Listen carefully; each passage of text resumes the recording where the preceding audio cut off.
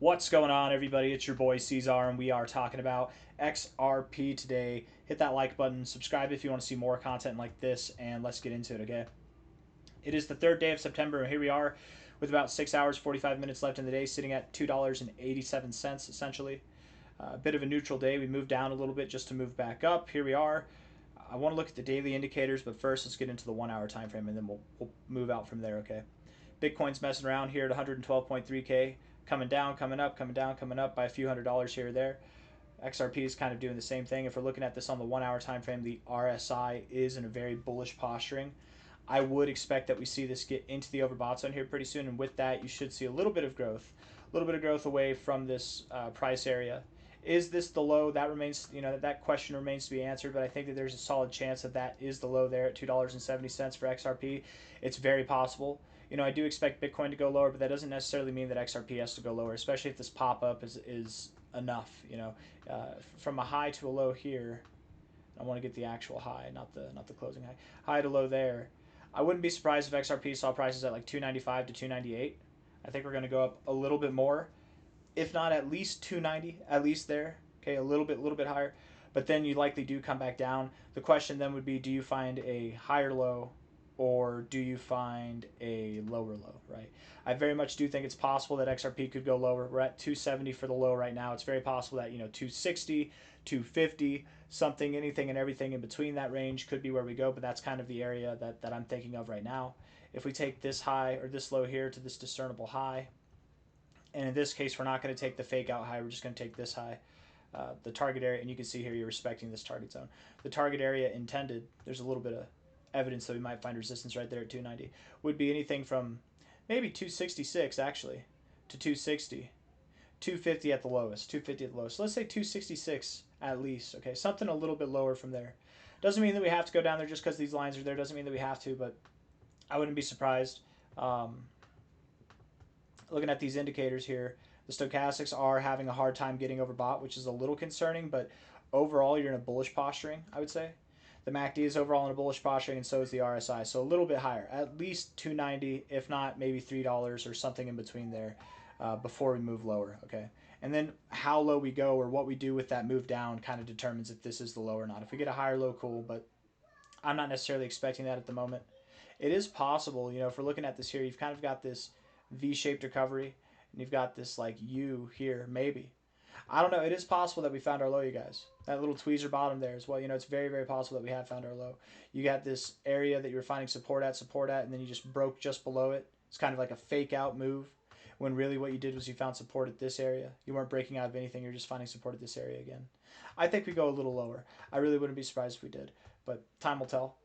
And if we see prices well above $3, you guys, I mean, really, it would be prices up above $3.12 that would convince me that this is the low. But if we can get above $3 and stay above there for a day without even getting to 312, I would still be somewhat convinced that that's the low. But if we just get a taste and then we come back down immediately, that would essentially validate what I'm saying, that we do have lower to go. The RSI is in an area that it likes to find resistance, okay? So just be aware of that on the 4 hour time frame. That means over the coming days we could go lower. But again, you're reluctantly bearish, man. It's like you're getting to this overbought area, you're not, or oversold area, you're not getting overbought. But whenever you get oversold, it's barely. When you get overbought, you're in there, right? But whenever you're oversold, it's like barely. So I don't think you have a lot lower to go, just a little bit, right? Stochastics overbought, which is nice. The MACD is right at an area to reject too. So MACD and the RSI telling us that we're right at these areas that we normally like to reject. So again, a little bit higher from here before we move lower. And I do think we're going to continue to move lower going into the 16th and the 17th of this month, if not at least sometime like within a week before then. I think that we'll find our low either between now and sometime next week, or maybe the week of the 16th and the 17th we'll find our low, but somewhere in that kind of range. I don't expect that once we find our low we'll get an immediate reaction up. Maybe we do, but I think it'll be kind of like this, where we meander, flash crash down, come back up, meander, and then we pump, days later, something like that. Looking at this on a daily time frame, the daily RSI is in the same area that it likes to find support at, but typically when you find support, you move up, you move up, you move up. You move up, you move up. Right here, you're dilly-dallying. Right, even here you moved up, but not here. So different behavior begets different results. I wouldn't be surprised if you went a little bit lower. again, you don't really get oversold on this daily time frame, so a little bit lower makes sense, right? Around that area, but not quite into the oversold zone, or barely into it at least. Stochastics still maintain a bearish posturing, as does the MACD, but there are bullish things going on. You do have bullish momentum, I should say bullish divergence on the MACD. It's bearish momentum right now, but bullish divergence. You do have a little bit of bullish divergence on the stochastics. There are some good things building. I just think you have one final shakeout, a slightly lower low. Maybe you touch tips with this prior resistance point there, right at 265, right? That's right at the top end of our expected area. When I give an area and I say 266 to $2.50 as a support area, you might think, okay, so right in the middle, that's what we should expect. And maybe, but when I say 266, I mean we could hit 266, 265, and that's it. Don't count on lower prices, right? If you're itching, if you're chomping at the bit to get in on this thing, that might be it. So I do expect a slightly lower low. Probably comes, I mean, right, today's Wednesday. So probably either starts sometime later this week or more likely next week. And then from there, we can start to recover going into the end of this month. I think it's going to be fantastic.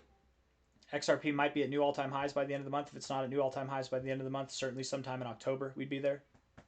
When this thing moves up, it moves at a very fast pace. You've been very boring.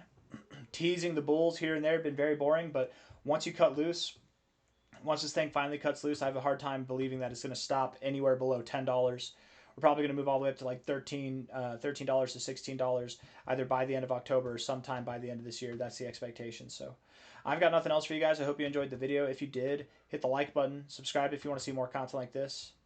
Weekly RSI is bullish, stochastics are bullish as hell, and the MACD is bullish as well. So the further out we zoom, the more bullish it is. This is not a double top. XRP is not dead in the water. No, this is bullish, man. This is actually very, very bullish, right? You moved up like this, consolidated for a while. You had a little taste. Now you're consolidating here. You're about to get the real deal in just a moment. But all in all, too, by the way, $13 to $16 is not my end of cycle prediction. I say this often. I oftentimes do say this, but sometimes people find their way here. It's their first time, and they ask, is $13 to $16 where we're going by the end of the cycle? If that's you, no, that's not where we're going by the end of the cycle. By the end of the cycle, I think XRP is going to see prices above, I mean, maybe $70.